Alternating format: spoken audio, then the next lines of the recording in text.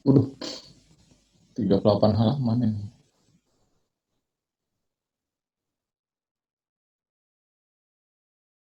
Casualty itu ada liability ya.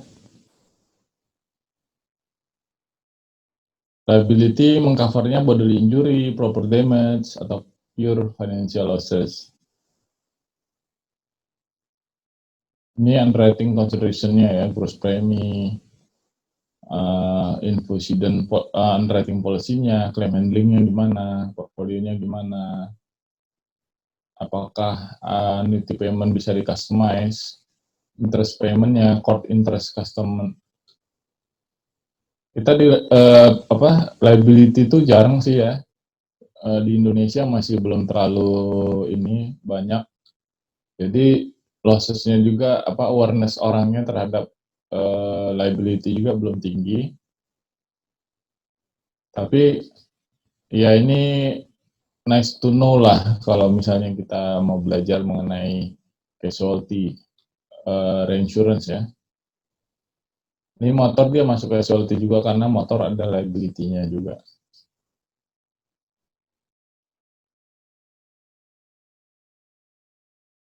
Ini karakteristiknya itu high frequency, low severity ya, kalau motor insurance. Underwriting infonya apa? Fleet.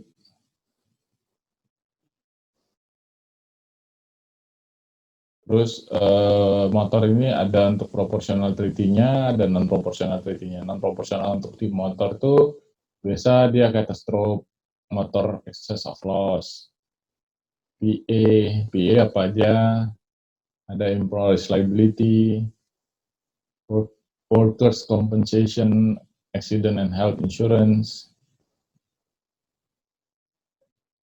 Accident and health itu ada proporsional, ada non proporsional juga, ya. Apa aja yang perlu dilihat itu hampir sama sih semuanya ya.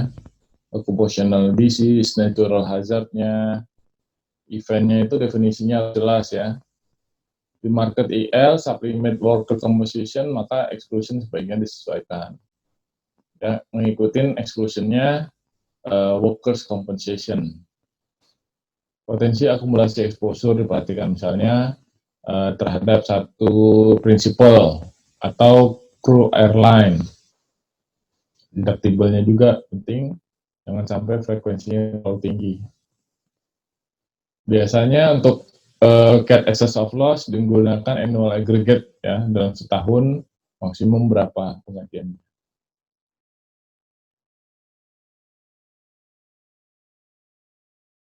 Public liability tadi IL ada public liability juga sama.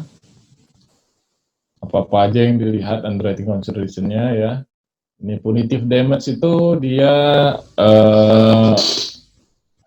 adalah konsekuensi atau hukuman yang diberikan atas keputusan pengadilan ya. Kita lihat triangulation-nya penting. Kalau model-model casualty ini dia triangulation-nya penting banget. Jadi memang sebaiknya mulai dari sekarang data kita itu harus bisa mensupport secara triangulation basisnya. Loss occurring or risk attaching. Detail statistik, policy limit, risk profile, premium ya, penting. Territorial risk occlusion, pollutant accumulation.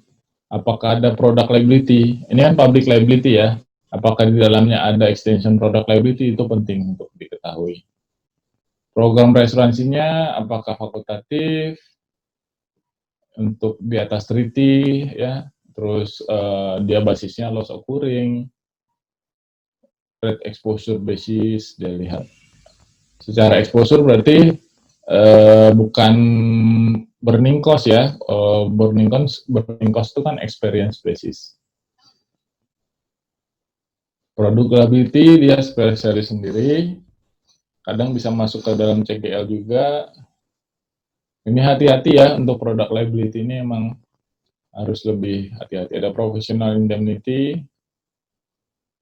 dia ada buat brokers, ada buat directors, ada fidelity insurance dan bonds. surety bonds ya, ini juga bisa. Ini bentuk reinsurance-nya untuk surety risk itu bagaimana. Ada akumulasi, yang penting itu adalah akumulasi per prinsipalnya harus hati-hati ya untuk di surety itu. Rating is based pada quality dan experience insurance company. Political risk itu, nah ini jarang sih, cuma kalau ditanya bisa saja. Fidelity guarantee, bond, miscellaneous, ada extended warranty, contingency insurance, miscellaneous risk, claim management.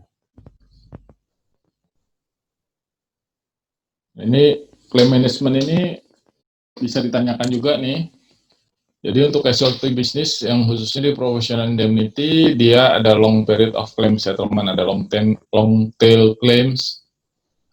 Kita harus perhatikan kondisi eksternal juga mengenai kondisi legal di daerah tersebut. Keputusan pengadilan tuh apakah cenderung menguntungkan tertanggungkah, economic development-nya kita lihat, harus exchange rate-nya juga secara ekonomi kita harus perhatikan juga. Pembentukan cadangan juga harus dilakukan. Claim cooperation clause penting supaya reasurator bisa membantu proses penanganan klaim, karena di liability khususnya dia yang harus dilakukan pertama kali adalah tidak boleh mengakui kesalahannya ya kalau untuk liability itu, karena dia jatuhnya kan di apa, kalau liability itu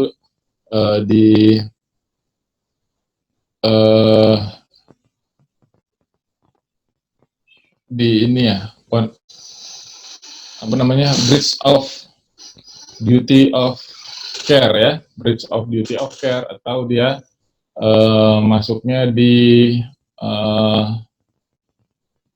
ini, kalau di liability itu dia masuknya di apa namanya, kok saya aja lupa ya, tort lah ya, tort itu. Jadi dia udah melakukan